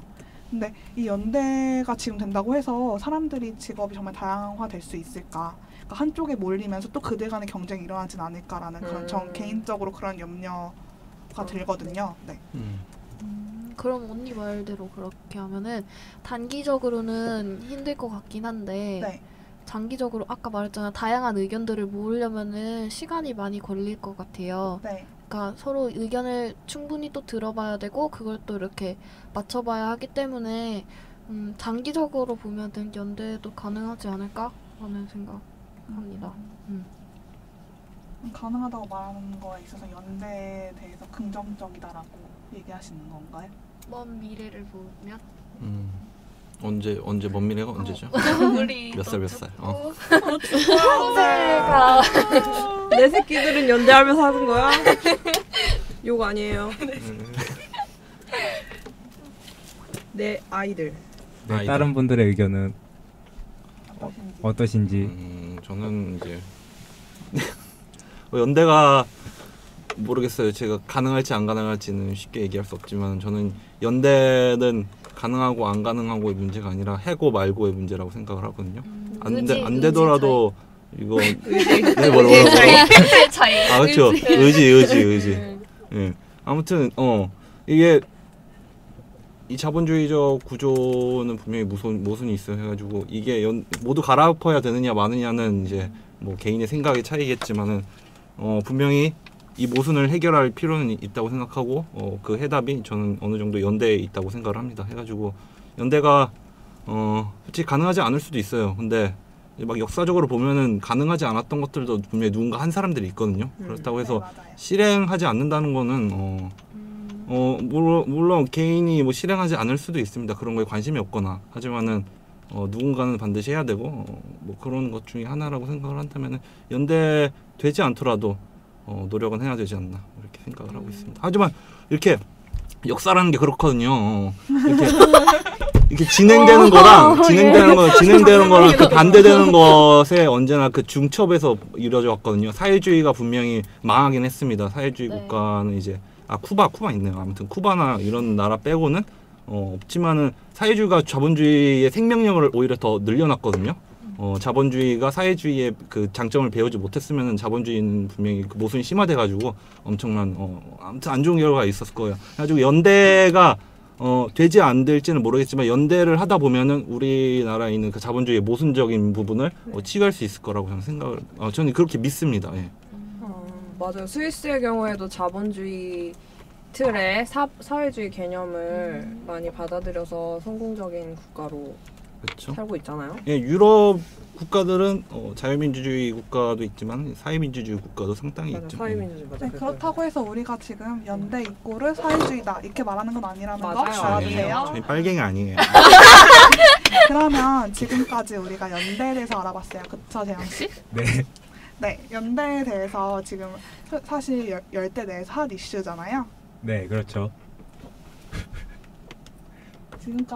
지금까지 열대 그러니까 시사 분석학과 학생들과 얘기를 나눠보긴 했지만 열대인으로서 또 연대를 나눠봤다고 생각해요. 그래서 이 방송을 꼭 덕수쌤이 들어주셨으면 좋겠습니다. 여기까지 듣고 계세요? 덕수쌤 보고 싶어요. 특강 고기 안 사주세요. 가서 저는 풀무학교 풀무마을 뭔지 모르는데 왜 안 왔어? 알바. 봐봐, 얘 자본주의 이거 자본주의 최저임금 받으면서 아니야? 네, 그러면 지금까지 3부 얘기를 나눠봤고요. 3부 이만 마치도록 하겠습니다.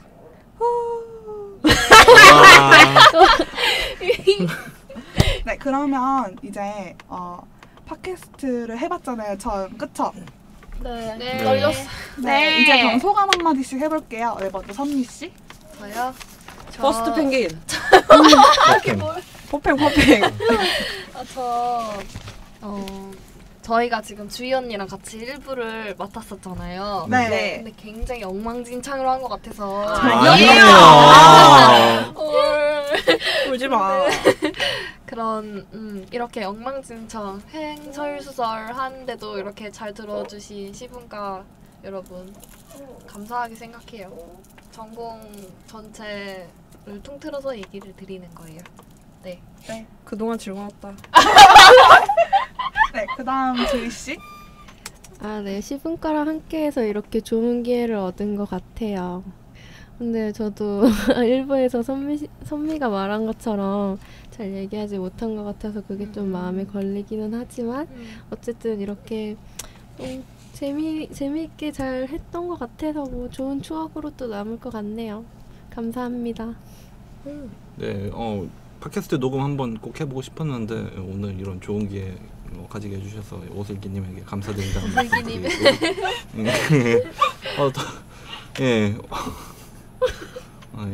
아무튼 감사하고요. 시사분석학과 화이팅. 네, 그 다음 지우씨. 지영 오빠 먼저 해요. 네, 그럼 재영 오빠 먼저. 팟캐스트 처음 해봤는데 굉장히 재미있었고 이런 좀 더 말 잘하고 싶었고 또 잘하고 싶었는데 좀 제가 그런 임기응변이 약간 부족하지 않았나 참 죄송한 마음도 에이, 아니에요. 임기응변 괜찮은데 물리가 좀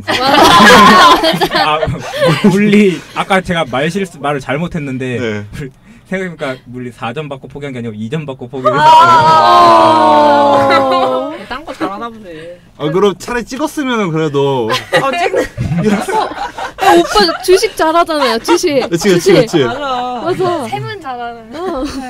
네 아무튼 시사 분석학과 그 3개월 동안 고생 많이 하셨고 헤어짐을 전제하고 얘기하시는 거예요? 네 그동안 즐거웠습니다. 네. 또 안녕. 네, 그다음 지우 씨.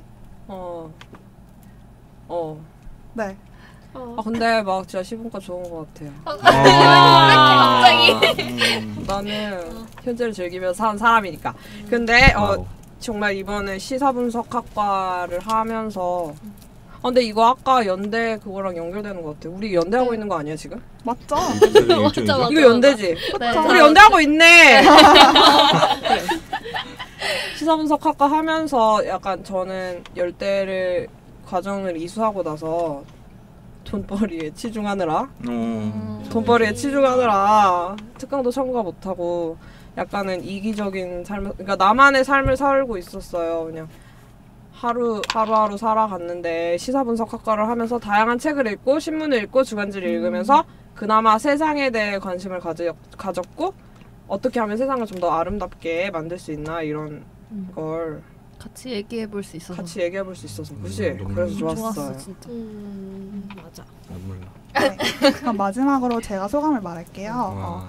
저는 시사분석학과를 만든 과대 오슬기인데요. 자랑스러워. 네, 아니 제가 사실 팟캐스트 하면서 저는 그렇게 큰 걱정이 없었어요. 왜냐면 다들 모임 때마다 말을 아주 잘해주고 그리고 생각도 많이 해오고 그래서요. 그래서 제가 지금 팟캐스트가 끝나고 저희 전공 프로젝트가 끝났지만 편집 결과도 매우 좋을 것 같고 모두 다 잘했어요. 그러면 이상으로 5월 2일 시사분석학과 팟캐스트를 마치겠습니다. 감사합니다. 사랑해요 여러분. 안녕. 사랑한다고. 안녕. 알았어. 끝까지 들어줬니?